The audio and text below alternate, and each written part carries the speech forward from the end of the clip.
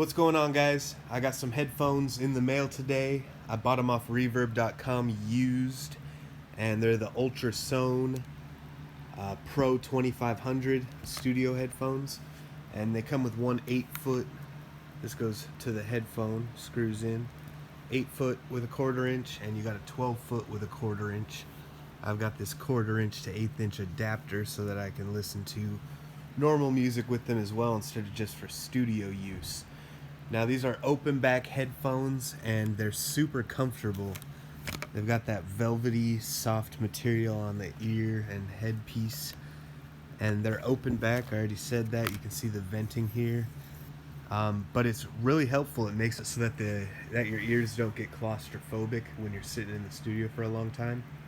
Now, something really good about them is they have a super flat EQ, so they're really good for mixing.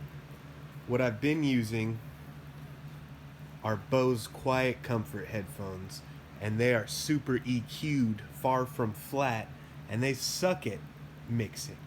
And they're also closed back, so your ears get super claustrophobic in these. But anyway, I was listening to some tracks that I mixed with the Bose Quiet Comfort, and my highs were way too loud once I put on my Pro 2500s.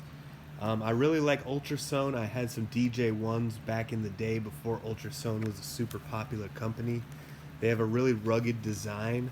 I've never broken a pair of Ultrasone headphones, but yeah, they fold up and everything. You know, I've only got one hand here, but there you go, guys. 2500s. I'm making this video for you because there are no videos about the Ultrasone 2500s. They sound awesome. They sound better than my Bose. They have a really big dynamic range, and you can pick out every instrument in whatever song you're listening to.